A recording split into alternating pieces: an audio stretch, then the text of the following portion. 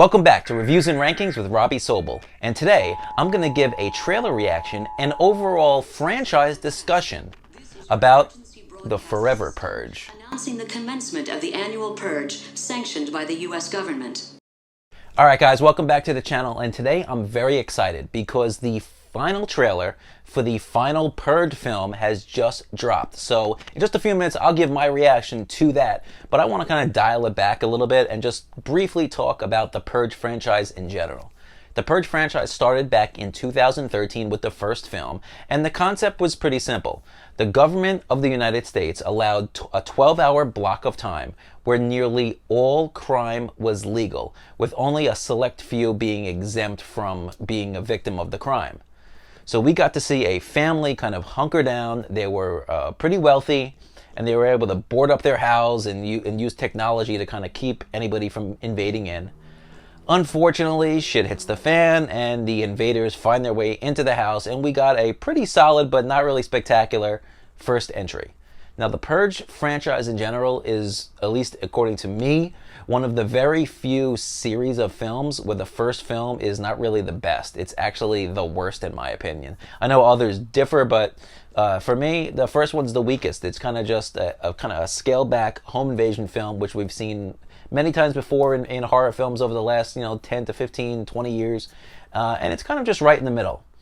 A few years later, Purge Anarchy came out, and that took the franchise out of the isolated homes setting and into the streets, and we got to see what the Purge was really like for those 12 hours. It was just a balls to the wall action flick from beginning to end, and it really kind of pulled you in. It had some good solid characters, and it really kept you engaged throughout the entire film. Following Purge Anarchy came the Purge election year, and this kind of threw another curveball into the franchise where a new political party was trying to oust the new founding fathers, who was the sitting and ruling party of the United States within the films, who created the Purge. So that kind of added to it. I felt like election year was very similar to Anarchy. Like in my ranking, like it's really close. I put Anarchy just a little bit higher, but it's kind of a pick 'em. And then came the first Purge. It was a prequel that really kind of showed an experimental situation with the Purge in Staten Island, I believe, where they kind of targeted minority groups. And this is the film that is the most divisive. And that brings me to kind of a larger discussion about the franchise and the films in general. There are people who don't like these movies simply because they're just not into them. They don't like the flow of them. They don't like the vibe. Maybe they don't really dig the story. It's just not for them. Horror films have so many different subgenres, so there's different strokes for different folks. But I firmly believe, and I catch heat for saying this, but I believe it to be true. I believe that the majority of the people that hate this franchise, and that majority could be 51% or higher, hate it because they feel that the agenda that gets pushed in these films is a political agenda, which is the entire point of the story. So you can't be watching these and criticize it for being political when that's the core of the story anyway.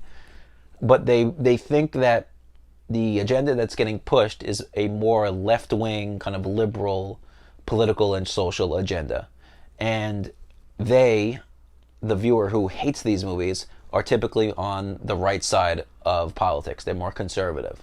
And that's a shame. To me, you have to kind of just check your own personal beliefs a lot of times and just kind of enjoy things, or at least be open-minded to kind of watch and see where other people are coming from. Now, the people who hate these films, they're just going to kind of drag it through the mud and claim it's liberal garbage. I don't care. These movies are awesome. They're pretty badass, and I'm really excited to check out the Forever Purge. Now, the films became so successful that they even put out a TV series that went for 2 seasons that did fairly well as well. I didn't get the chance to see the second season, but I did watch the first, and it was pretty entertaining. It kind of all ties into that Purge world.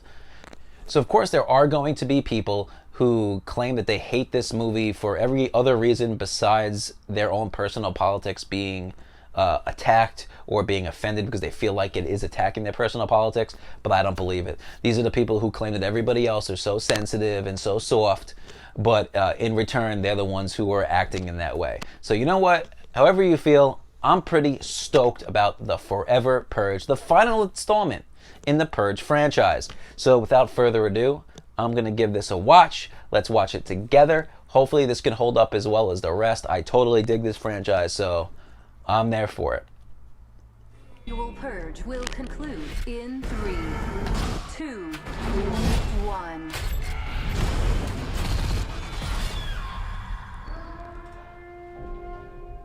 Thank you for your participation. We survived. All police and emergency services have been reinstated.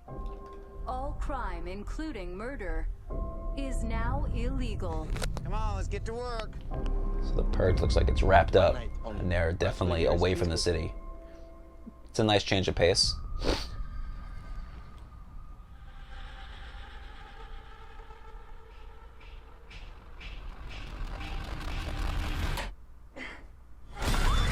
Whoa. Help me! What? So they're purging even after they're allowed to, because they just don't care about what the government has to say, the new government. Sounds familiar. No, it ain't. This is insane. Nobody hear the sirens? There's no crime anymore. Anything goes. You rich can't hide behind your steel walls no more.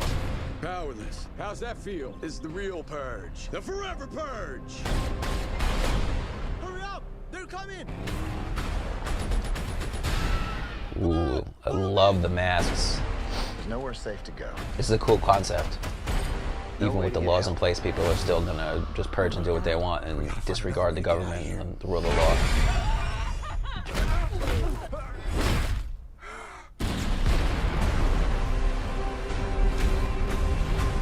This looks good. This country's gonna collapse. Mexico is opening its borders for the next 6 hours. Let's go. We're in this together.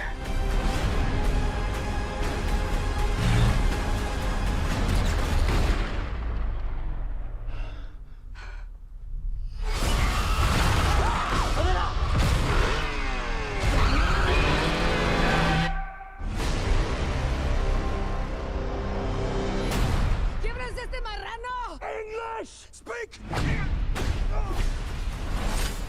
Does this translate? July 4th weekend. Well, I'll be there opening weekend for sure.